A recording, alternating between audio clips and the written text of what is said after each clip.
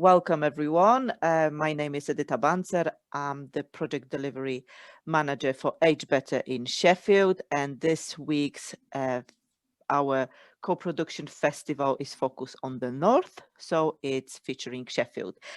Like I mentioned before, today's session is on how can co-production be integrated within community sector. And who's better to talk about community sector than people who are in the right position? So today we have Josie with us, Josie and the cat. Josie is a managing director at Sheffield Flourish. We have Rob Horsley, who is a head of operation at Sheffield Mind. I'm not sure whether Rob's cat is joining us today or not. No, didn't buy a ticket. And we have Pam Daniel, who is the Equality and Engagement Lead at Voluntary Action Sheffield. So I would like to start, guys, from the three people in the panel to give us a very brief introduction on what your role actually involves and tell us how your role is linked to co-production. If I could start with you, Pam, if that's okay. More than happy to. Thank you, Edyta. Thank you. My role is quite new. I'm quite new to the equality and engagement role within Voluntary Action Sheffield. So I come with that little hat on, and I also have another hat of the previous roles that I've done as the Health Improvement Manager at the Terminus Initiative, which is based in Low Edges. So a lot of your questions and a lot of my insight, if you like, will probably come more from that side. Where I worked in a community, quite a deprived community, the entire geographical community. So we did all sorts of weird and wonderful things just to try and improve the health and well-being of that community. So there was a lot of co-production went on in my almost 8 years there. The role that I do now for Voluntary Action Sheffield is a fantastic and very interesting role to do with sort of race and diversity.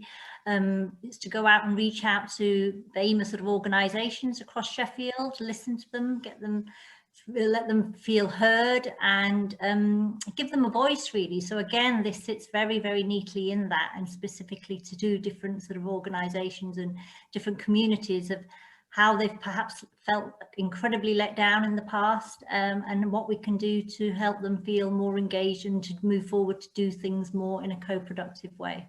So that's where I'm coming from. Thank you, Edyta. Thank you, Pam. Can I move to Rob now?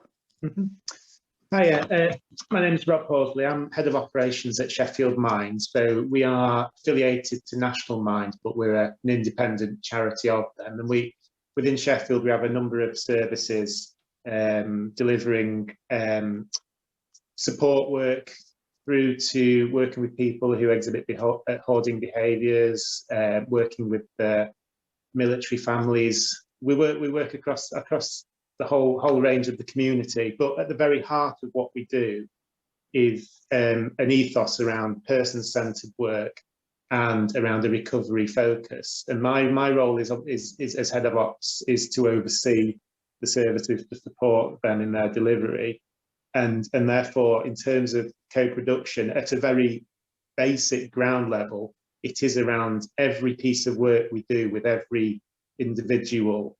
It is based around their needs, and they are part of the plan. They are part of the development of whatever support it is they get. We do not go in with an idea of how we're going to support them. We go in with a pair of ears and a blank piece of paper, because fundamentally all our work is around kind of meeting someone where they're at and walking with them, not coming in with our expert hats on. So you know, that is ingrained in the work we do, and beyond that, it's also about supporting and advocating on behalf of people and of the wider communities within which we work, to help make sure that the services they can receive, they can participate in, they can access, that they're suited and fit for the purpose, really, for what they need and what they would like. Thank you very much, Rob. Thank you. Josie? Hiya, and thanks for inviting me along today. I run an organisation called Sheffield Flourish. We work quite closely with Sheffield Mind and VAS. We are a mental health charity, a local mental health charity, and we use what we call a blended model. So that's half of that's digital. And I guess today it'd be interesting to talk a little bit about co-production in terms of digital tools.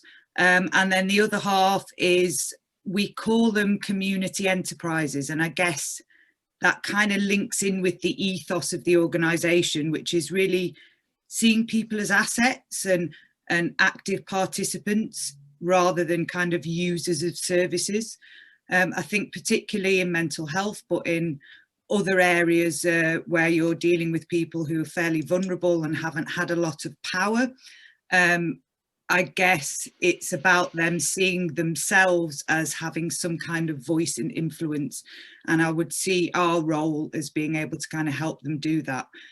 We run 4 different websites, a number of digital tools there, and then we've got 7 different enterprises. And we call them enterprises purposefully because, again, that's about people feeling like they are the drivers of the projects rather than we're coming in and we've got some funding and we're delivering this thing and you can either access support or go elsewhere. It's much more about them being able to kind of think about what they're interested in and how they can kind of drive the enterprises. My role is Jack of all trades, master of none as managing director, but we're a very small team. There's only 7 of us who are all part-time, and then we try and expand it out using an associate model with people with lived experience.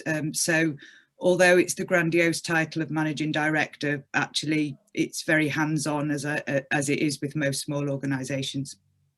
Thank you very much, Josie. So as you can see, we have people who do understand communities and do understand the need of co-production element when serving these communities.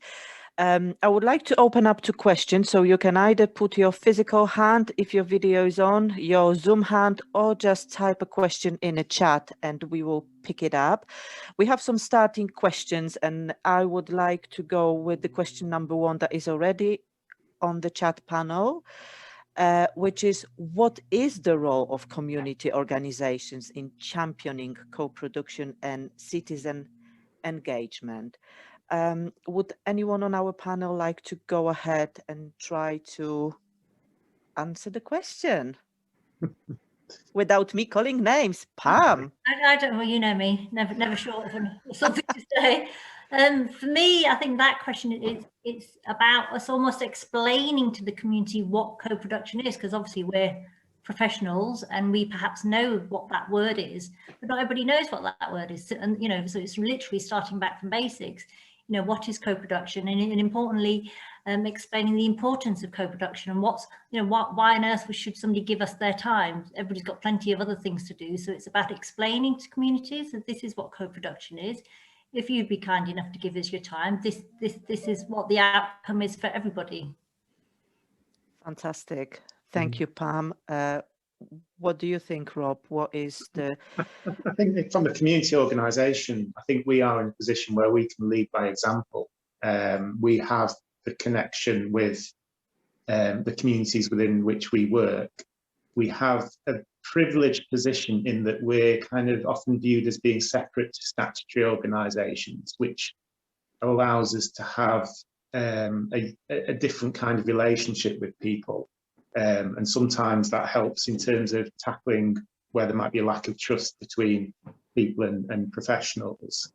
We can kind of bridge some of that and support. We can also help in terms of where there may be a culture of dependency on services. Well, again, approaching this kind of work, it helps to kind of reduce that, because actually you're saying this isn't about us being an expert and you being a passive recipient of services. It's actually saying you're the expert of you and your experience. We're facilitators, if anything, and can walk alongside you and facilitate and support where it might help. But actually, we're following your path, not a path that we're determining. So I think there's lots that we can do. And also in terms of then that leading by example helps us to kind of hopefully it rubs off on other areas where people, perhaps their training for one reason or another does kind of make them feel like they've got to be the sole source of answers and things. And actually it's allowing people to trust others that they actually are the experts of themselves. A doctor might be an expert of medicine, but they're not the expert of my body. I know my body better than them. Thank you, Rob. I think it's a great example. Josie, how does it look like at Sheffield Flourish? How do you see Sheffield Flourish role to champion co-production? I mean, I completely agree with what both Pam and Rob have said about the idea of building confidence and I guess using our power and influence that we have as organisations. I think for Flourish, we grew out of Sheffield Health and Social Care, so that's the NHS Trust in Sheffield, and we've still got very close links with them. So for me, an important role for us is not just being that critical friend for statutory services, but also holding institutions to account, really, and being able to do that by kind of garnering user voices. So being that trusted organisation like that Rob alluded to kind of say, actually, this isn't good enough at times, or from what we're hearing from the ground is this, or giving people the confidence to be critical where they need to be critical. And I think that's as important part of co-production as, building strategies or coming together to deliver new services. Fabulous, Josie. Thank you. I'm going to post question number 2, and I think it tie up with what's been already said about building a trust, and also, as Josie mentioned, about the online and offline offer. So if we can think of how we can meaningfully engage the general public in the design and delivery of services, both online and offline. And we obviously know that co-production has so many different elements to it, but thinking about designing the service and then delivering the service, how we can engage with people so it actually means something to them rather than us trying to tick the KPI boxes or the funders' requirement. Pam, if I could come to you. Thank you. Yeah, for me, I mean, I just got my, my little groups that I used to run in my head, when you've asked that question, really. So I'm coming from that sort of quite simple point of view, really, is, I'd sort of set up a group. There's lots and lots of different groups. There's art groups, cooking groups, conversation clubs, carers groups, really. And there's like the bare framework of a group was there. The important thing, I think Rob touched on that, is like giving them the ownership, and the phrase I would always, this is your group, it's not my group. I'm not, I'm nothing special here. This is your group. And how do you want this to be framed, really? So giving them a sense of ownership and getting them to sort of almost like take charge, really, is very meaningful. And then, so this is the group, this is the carers group.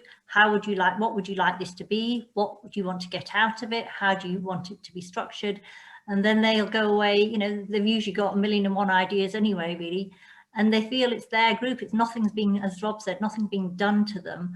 They've created it themselves. And that and then they actually see the actions. It's one thing filling out a form or saying something or whatever, and then it's, I'll file that in my filing cabinet, thank you very much. Actually then that translating into actions is very, very important as well, is how I see that. And thank you. How does it work when you're trying to go online, then trying to encourage online people? For us was trickier, much trickier, to be perfectly honest. We struggled online. We didn't get very much engagement because of the people we were working with. But again, whatever we did try online over the last year or so, again, what would you like to do? Would you like this to be weekly? Would you like it to be, fortnightly? What kind of ideas? Has anybody done anything else during the week? What have you liked? What works? Feedback all the time. Try something different. It was just that, really. Thank you. What's Sheffield Mind's experience then, Rob? I think, what we found in terms of engaging, listening is a huge. You have to be genuine. People have to believe that what you're going to do, or what you do as is part of everyday practice, is genuine listening. It's not lip service. It's not, you've not already made your mind up. I think also in terms of being accessible as well.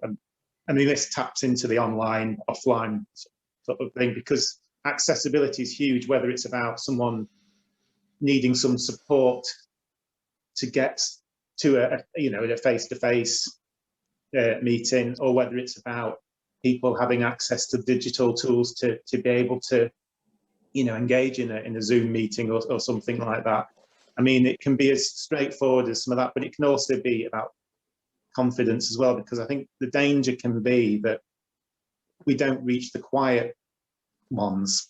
It's very easy to hear the people who are maybe feel more able to contribute, but actually by doing so we miss out a whole swathe of the community. And I mean, community can mean any number of things. It can be geographical, it can be by experience or interest, or by circumstance. And I think the real challenge is about reaching everybody, a real representative cutaway of the community, and doing that requires approaching it as an everyday task. I think in terms of developing services, it's not enough to kind of think, oh, we want to develop this service, we better pull together a group of people to kind of tell us, because I mean that focus groups, forums, etc. are a real big important part, but it's your everyday stuff. This, it should be ingrained in everyday practice that we're listening, we're getting feedback, we're asking the questions, we are steering in a with not necessarily both our hands on the steering wheel. Some other people's hands are on that steering wheel as well. So it's about it being part of everyday and part of how people view their work. But also really trying to make sure we are representative of the community we're engaged with and the wider community we're sort of serving as well. So yeah. Thank you, Rob. And Josie, especially on this online topic, having managing 4 websites and we all know how difficult it is to get people online and looking for that personal hook for them. So what's Sheffield Flourish experience to actually be able to provide such an incredible amount of information you have for people via online platforms? I thought I might end up answering the digital side. I think, personally, I think there is so much we can learn about from the digital sector in terms of co-production, because I think they do it really well and it is ingrained in every single thing they do. And I guess that's the principles of, if you build a digital tool and it doesn't work well, no one uses it. And I guess that whole agile process of, often I think what happens with co-production is people very meaningfully do it at the start, go out and ask people about stuff, go, oh great, we're going to design this service, and then they don't do it again. Whereas I think in the digital world, it's that constant, reviewing and refreshing process, that kind of agile process of, okay, we'll go out and find out what people want, we'll then build some stuff that we think is what they said, we'll then user test it, we'll launch it, then we'll user test it, and then we'll start the whole process all over again. And certainly with Flourish's digital tools, we went through that process, because otherwise, we all know if you use a website and it doesn't quite work how you think it's going to work, you probably won't go back and you'll find a different one that works how you want it to. So I think we could learn a lot about services, particularly community services, rather than just saying, okay, we've created this thing, you should be grateful. It's about checking that it is right, and what might be right in year 1 might not be right in year 2. I remember having a bit of an argument with the commissioners of the mental health guide, because they were trying to cut, surprise, surprise, some funding around the development costs of the mental health guide that we have in every year. And they were saying, but you've already built it. And it's like, well, that's not quite how it works. Oh, we've got another cat. Hello. Sorry, I'm distracted by animals. So I guess I think that I think it's about taking that principle of constantly checking, double checking, user testing all the time. And I think the other thing about digital is, particularly for the people we work with, and probably Rob and Pam as well, is that often people don't think that the digital world is for them, either through age or the fact that they've never had a digital device, or they've never kind of been shown that online isn't all Twitter arguments, or that actually it's kind of creating a much bigger gap of inequality if people don't have access to online tools and resources. And it can be really, really useful, in particular in terms of mental health recovery.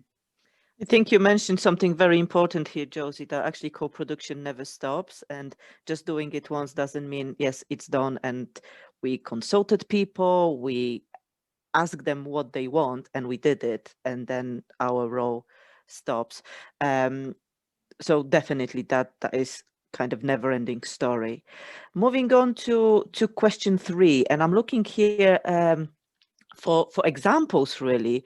What does good and meaningful co-production look and feel like in the community sector? Real example. I know you touch on some examples, Pam, with your groups, and you know, good and meaningful co-production might look like this, but what are your experience with badly done co-production? Let's not be afraid of thinking here, you know, in a spirit of test and learn. You're trying something, it doesn't work, you tweak it, you try again. Pam? I can't, you know, after I'm lost for words, editor. I've got a spiel ready, and you've knocked me off course there. Bad example. I was going to highlight lots and lots of really good examples. Well, let's start from those very good examples. Well, the angle I was coming at there was, because I've talked a lot about individual service users and things, I was going to talk a little bit about very good examples of co-production with other organisations and how that can come about. So there's a slightly different angle here. And I used to chair a stakeholder meeting for the geographical area of Low Edges, Bakemore and Jordanthorpe, and it was a very popular stakeholder meeting, and all sorts of wonderful people used to come along to that meeting. There was, you know, we've got sort of 30 or 40 people came along, but there was part of that meeting where it was to do with almost like problem solving, and there was this very relaxed atmosphere where we could have a discussion, and things that people had picked up within the community would be then discussed. You know, you're talking about people like housing plus officers that would go into people's homes, people like the police, the fire, all of that kind of thing. And on the back of that, and a very specific example, I'm going to sing the praises of Sheffield Mind here. And I remember, you know, it was something that I picked up on. I brought it to the stakeholder meeting, and there was a big discussion, and I went on and on and on, because I'm, you know what I'm like.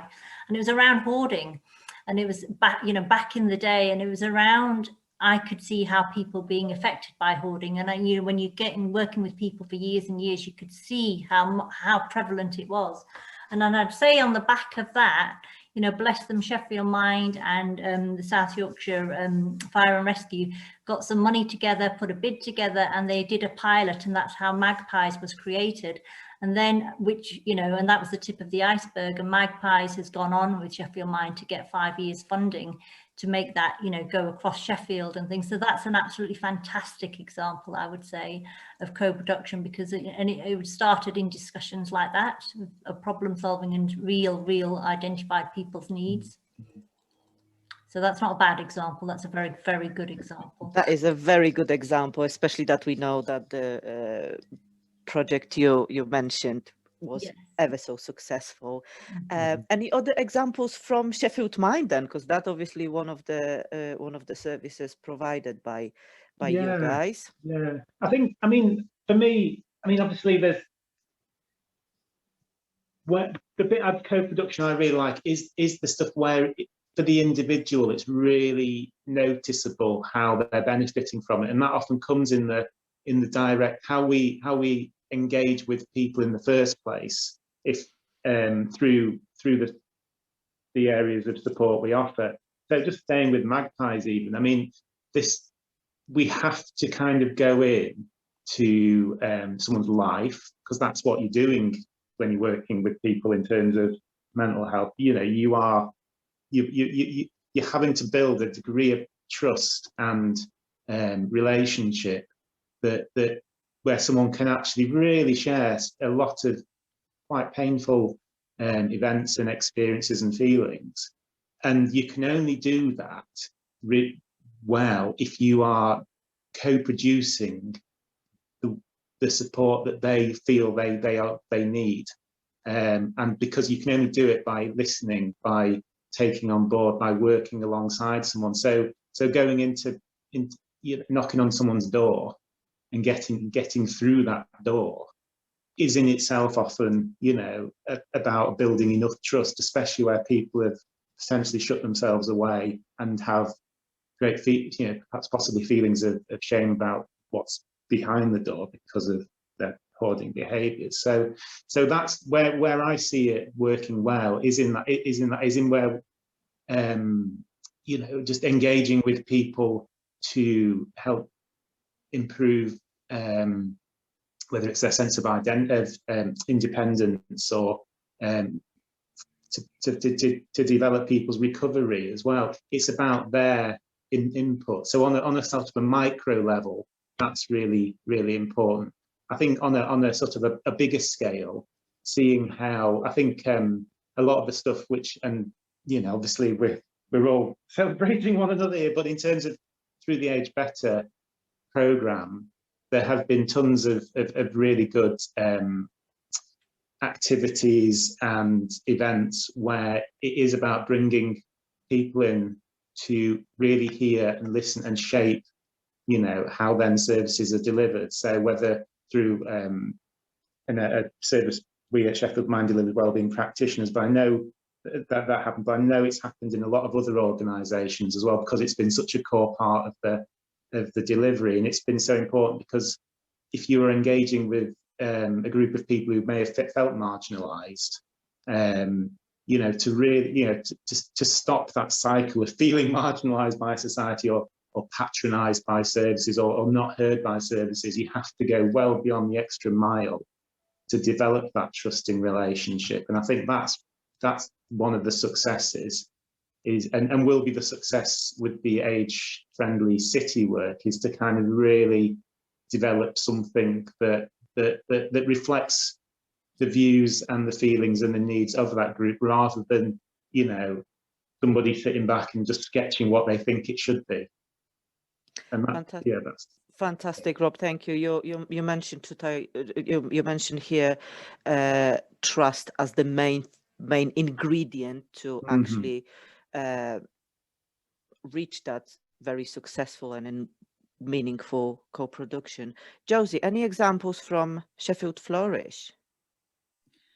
Well, I'm going to answer the bad examples, and you know, these Thank words. you. Be brave.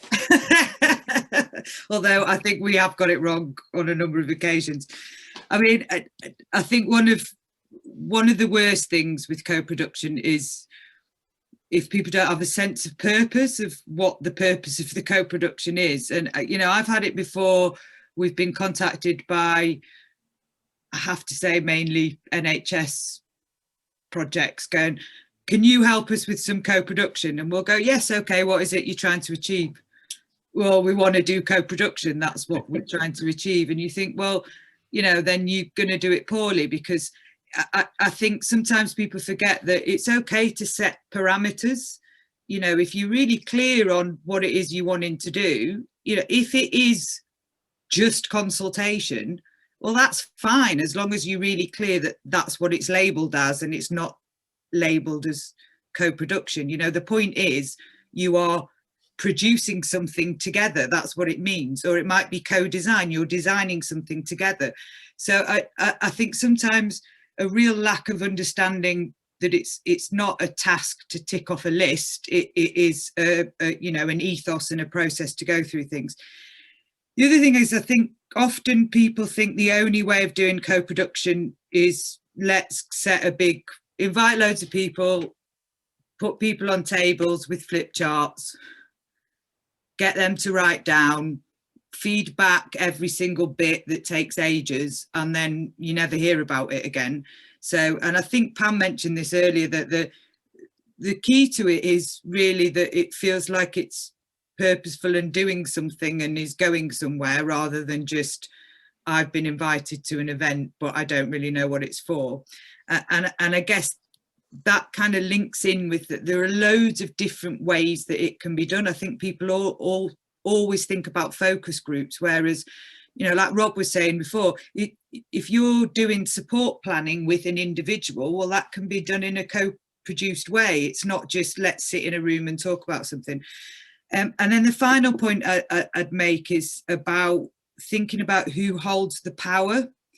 And I think particularly with large scale events, or actually even on a one-to-one, it's really difficult sometimes for professionals to forget that we hold privilege, and with that we need to try and break down some of those barriers around power and privilege. And I think that can be done through how sessions are structured. So we often use liberating structures.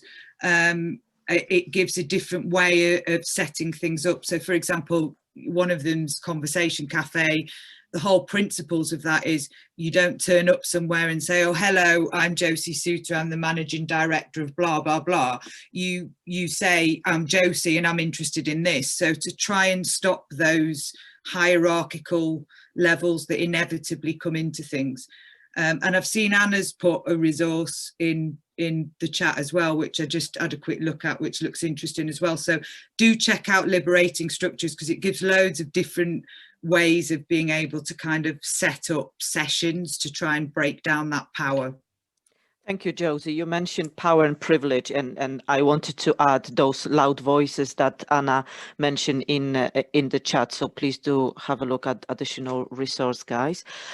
We have a question here, Pam. Editor, sorry, could I go back and come up with a bad example now? I've had time to think about it. Is that all right? Have we got time? Absolutely, yes, we still have time. Yeah, that's great. Just two points really. One is, a bad example is you're asking the people that are there, what would bring you here? So you're literally preaching to the converted here. So, you know, so one of the things, you know, for the 10 that have come to the group or whatever, there's another 1,000 that haven't. So really it's the 1,000 that haven't that you want to be asking the question to. It seems obvious, but it doesn't know, you know, and we can try and overcome that. And, you know, and we've done the co-production within the 10 people that were sitting on the table, and we haven't asked the other 1,000. So, you know, put our hands up to that. Have tried to get around that with things like festivals, where you've got passing, you know, the world and his mother pass by. Would you like a sticky note? Would you like a free raffle ticket? So then they will come and engage with you. First of all, you've got to give them something for free, and then you can engage with them. But a very specific example that sort of come to my mind is for many years worked with a women's conversation club in Low Edges. Very, very successful women's conversation club. We probably have ladies of up to about 14 different nationalities. And there can be, and it's generally left to be run by volunteers, perhaps haven't been fortunate enough to have fantastic co-production training like ourselves, really. And sometimes there is this kind of very much what we were talking about earlier, doing to them.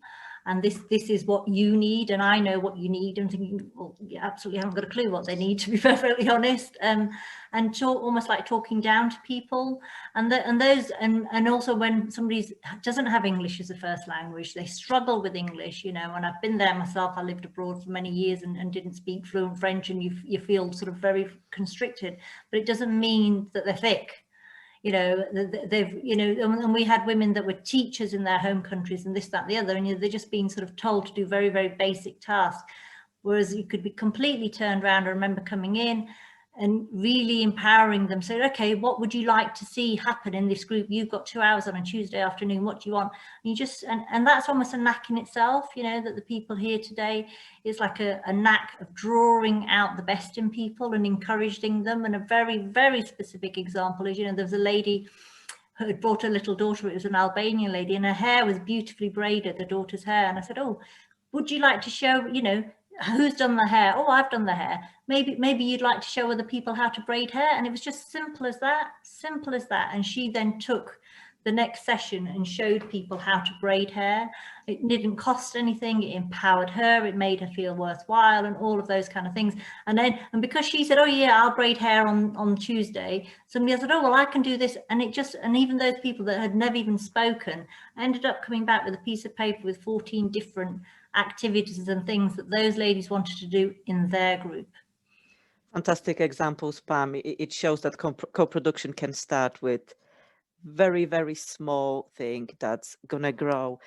We have a question here. Olivia is asking for your tips on managing conversations when specific recommendation from peers can't be taken forward by the service for some reason. So it's around managing expectations. What are the tips for managing this conversation well? Pam, you want to go? I was going to go, don't I? Really, I just trying to hold back. Just basics in human sort of interaction, isn't it? Making somebody feel heard. You know, just that they've gone out their way to think of something. They've gone out their way to speak up and tell you that. So acknowledging that in itself, really, and making them feel heard. You know, not necessarily dissing them and what have you. But yeah, and now isn't the right time to do balloon modelling or whatever it is they've come up with. We'll park that. See if we can come back to that. You know, it's just not dismissing it, thanking them, appreciating. Yeah. I think honestly, it's about being able to be honest that, you know, that's, you know, it might be that's the best idea ever, but the resources aren't there to do it, you know. But, you know, one way is to sort of say, well, you know, we could think about how the resources could be found, you know, as in having a conversation, what can we as a group empower ourselves to do to achieve that if we can't do it now, you know, maybe that becomes the objective, or similarly, I think it's about trust as well. If people, again coming back to trust, if people have trust, they feel more able to say something that might be a bit of a risk, or something that's a bit, you know, a bit more out there, and if it can't happen, they don't, you know, it's not such a loss, because the trust there, they understand, you know, they understand if someone's saying, well, and so we don't have the resources to organise that, but, you know, we really value it as an idea, and possibly, you know, let's have a think about what would be required to make it happen. You know, I think they can be turned into ways of building a relationship, because you can have that journey together of finding out why or how it could happen, or possibly the reason why it can't. But is there anything, you know, that comes off that where people might sort of think, well, can't do that, we could do this. You know, at least it's stimulated the conversation, it's stimulated a, you know, an engagement. Thank you, Rob. Josie, is co-production wish list? Is it a wish list? Is it a wish list? No.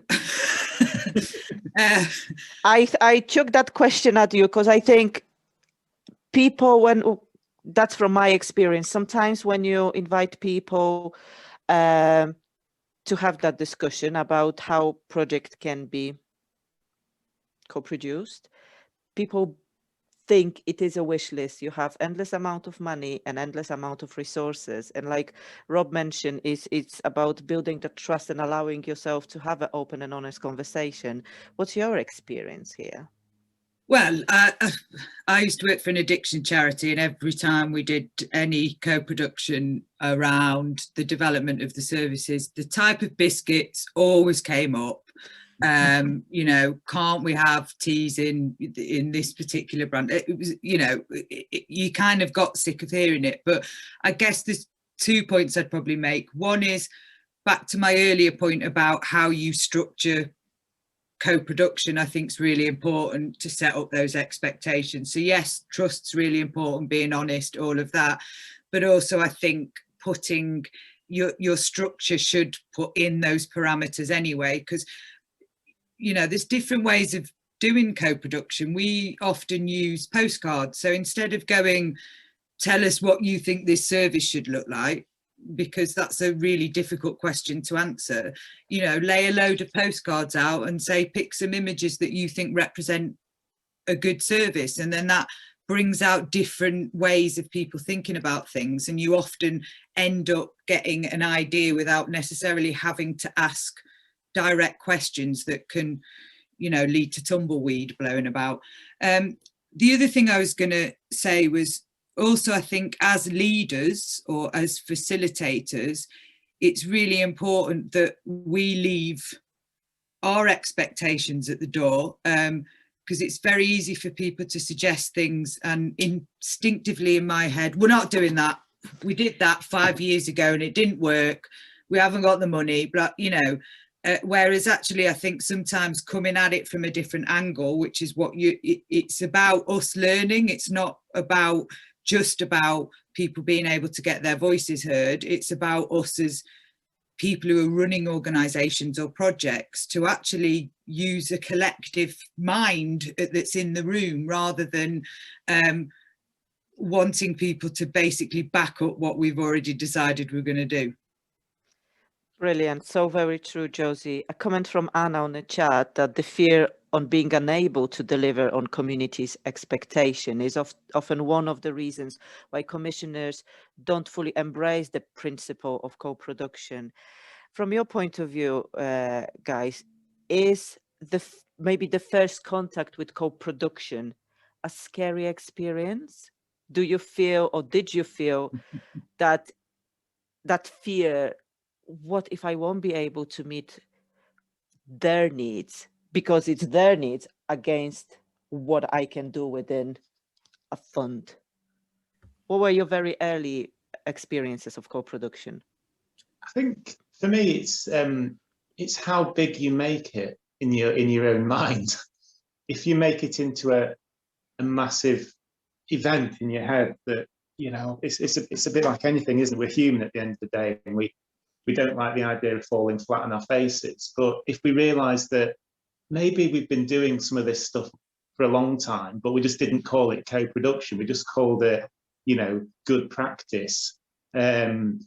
It becomes less of a thing. I think you can, you know, sometimes giving something a title is great because it identifies it, but it also makes it into something that you feel has to fit into a certain kind of box. Whereas actually, you know, it is, you know, at some level, it is just what you do if you're doing it well, because you're not thinking you have all the answers. You're thinking, you know, I'm a catalyst for action for somebody, you know. And I think that's one of the ways of looking at it. You know, the power we have is to be able to be sort of a sounding board for people, rather than, you know, the encyclopedia.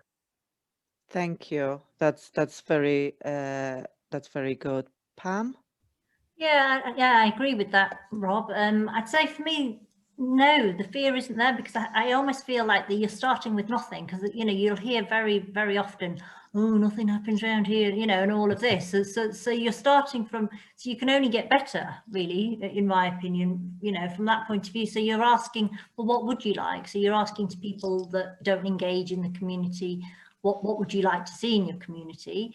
Or people that are already engaging, oh, well, how could this be better? So I don't really see, I never felt the fear at the beginning. I like what I think Rob was saying about, or Josie said about trust. I mean, I've always been very, very open and upfront with people that I've worked with, that there isn't this endless pot of money, you know, because you're in it together, because you're like a team, you're all building it together. So they know pretty much, not down to the last pound, but they know that the funds are usually incredibly limited, really.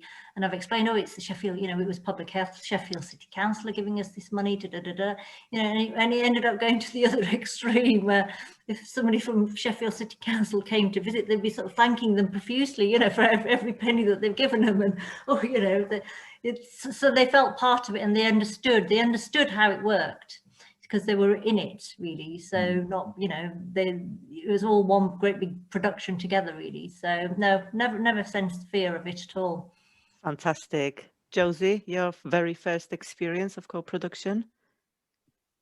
I can't really remember, because like Rob said, it's just a different title, isn't it? I mean, I think there's wrong ways of doing co-production, as we've talked about, but I don't think there's a perfect ideal of how it should be done, you know.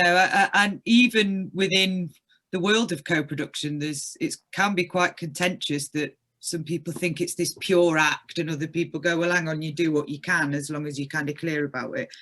The other thing I think is that and I guess this goes back really to the question before, is that if you're trying to co-produce around a contentious issue, then it's all right to have a bit of time for people to get stuff off their chest, and then you can kind of do the good stuff.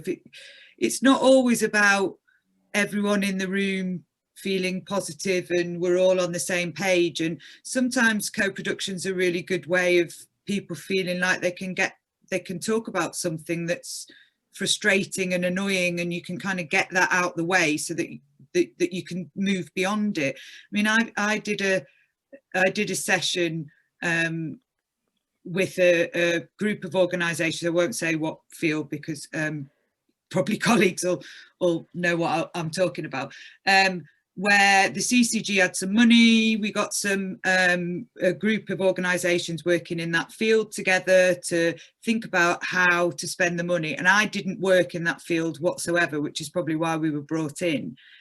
And they were so angry because they'd been let down before. They felt they'd come full circle. Also, who is Sheffield Flourish? Why are you involved in this? Are you trying to get your hands on the money?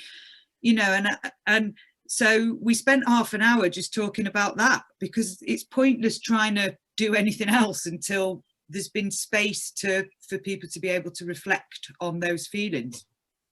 Fabulous, Josie. It's very much something that Pam mentioned about the being open and honest. It might be tricky, it might be a little bit hurtful to start with, but you can't go wrong with that. We have about 10 minutes left on our session. Are there any other questions, guys, that you would like to hear an answer from our panel? We covered a lot. We shared a number of resources. Olivia from Shelter left her details on the chat. The project she's working on is a peer research and co-production around women's homelessness service in Sheffield, Bristol and Birmingham. So if that topic is close to you personally or professionally, please do get in touch. Definitely number of good resources. If there is no more question, I would be happy to draw the panel to an end. But for all those who bought a ticket via Eventbrite, I would like to encourage, if it's anything we didn't cover here or something you thought about after our session, any reflections, please do let us know. Jilly? I do just have a question, if that's okay. Yes, please. So, we started off the week with our ABIS presentation thinking about co-governance, which is something that we've used a lot in our own co-production with Age Better in Sheffield programme. I'm just wondering, particularly of Sheffield Mind here, actually, whether this is something that your organisations do, whether you have on your boards, whether you have people with lived experience, whether you use this process of co-governance to run projects within the organisation or to run the organisation itself. So yeah, I'm happy to hear from everybody, but a bit curious about Sheffield Mind in particular. I mean, we do have members on the board with lived experience themselves and experience of caring roles as well around mental health. In terms of the individual services, I mean, there have been times when we have incorporated focus groups into the work to help steer as they go. I mean, obviously, Age Better is one of the wellbeing practitioners. Previously, we've had focus groups in terms of steering some of the direction of the work done, and we do have what we call Open Minds, which is a participation group, which isn't it you know, there are sometimes variances between participation and co-production, but in terms of service users being able to feed into stuff, so we might, I mean, last time we met, we looked at the outcome of the survey that we send out to our service users, so we could get additional feedback in person rather than, you know, on a form.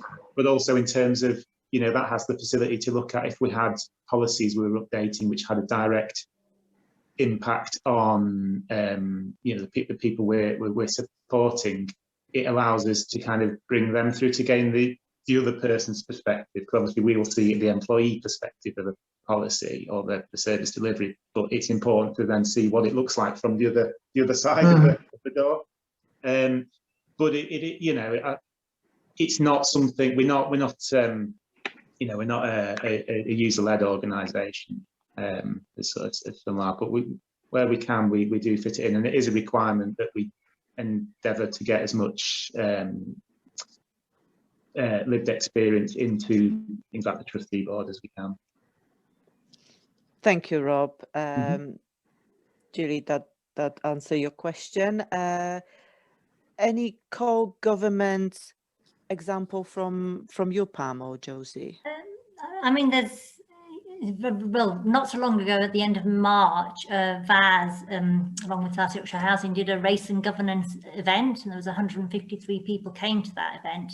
And this kind of these kind of questions came up really, and I'm sort of very passionate about this subject. So I'm really glad you asked this question really, and I don't want to sort of go off topic too much here really, but I'm a great believer in what you're asking really, of lived experience and lived experience sort of being there and having a mixture of people on your governing board, and I think that will absolutely steer it in the right direction that it needs to go in really. And for me, simple fact is that I just feel that, you know, whatever organisation it is, a housing organisation, whatever, you need to have a mixture of people with those different experiences. You know, if you've got people that have, I won't sort of, you know, be offensive to anybody really, but if you've not got anybody that's ever lived in social housing, if you haven't got anybody that's been homeless, if you haven't got somebody who, you know, education level is not, you know, because they haven't got a degree, you can't be on a governing board kind of thing. That's not Sheffield. Sheffield is made up of all sorts of people, and in my opinion, all sorts of people, that Sheffield needs to be represented in governing boards. End of.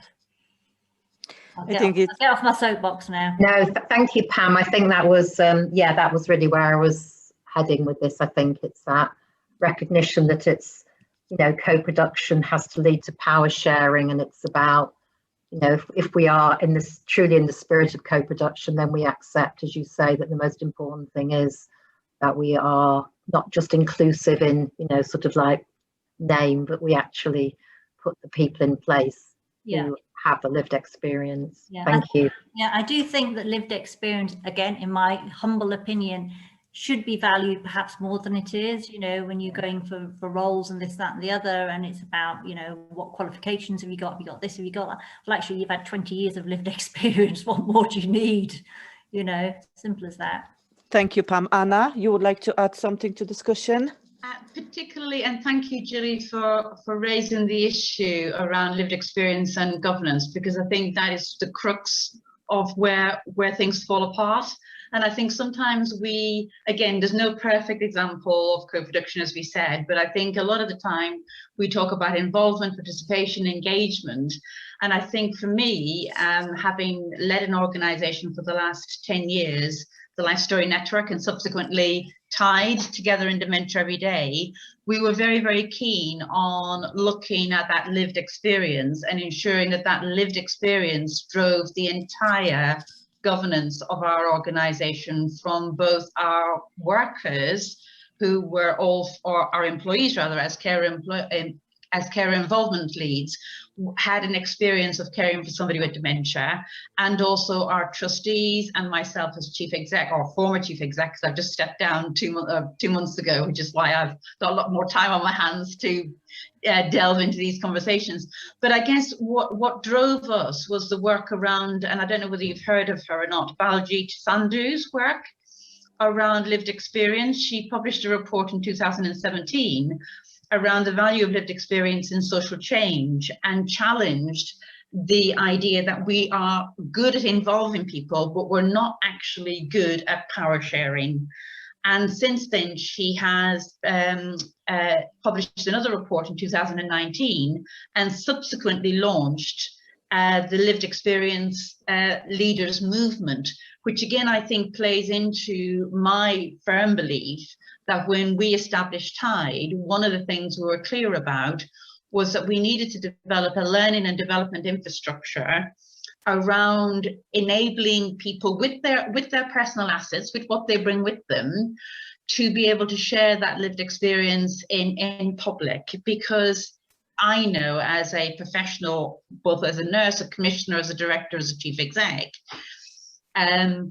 then being asked to speak about your own personal experience is a very, very different arena. So for me, it was, you know, moving away from that tokenistic, I'll have one person on the corporate board.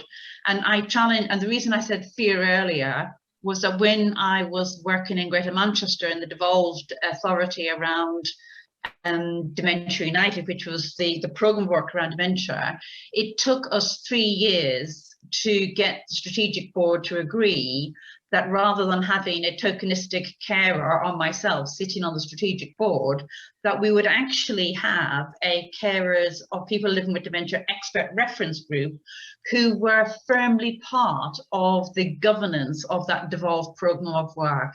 And they were remunerated as such, so that we really fought hard to ensure that they were seen on par and as equal to professionals with experience. So we referred to them, and they referred to themselves as experts by experience, and they power shared. And I just throw these things out there from my own kind of reflections and learning, and I'm happy to share in the chat box some of the resources that I've just spoken to. Thank you, Anna. Thank you very much for bringing those examples, and please do share. It's like Sophie Proctor, one of the directors at the National Lottery Community Fund, said in our opening session on Tuesday morning, co-production never stops, and we never gonna crack it, and that's okay, because we're learning, we're trying, we're going back, we're going round the circle sometimes, but we're working with people, and that is absolutely normal and absolutely okay. Our time has come to an end. Thank you very much for spending an hour of your very busy day with us. I hope some of the conversations, some of the comments made you think, I might try that, or why didn't I think of that? Make you feel motivated, encouraged, and inspired. Please do get in touch if you have any comments for us, how we could do it next time better, different, and hope you will enjoy the rest of your afternoon, guys. Thank you very much. Stay safe.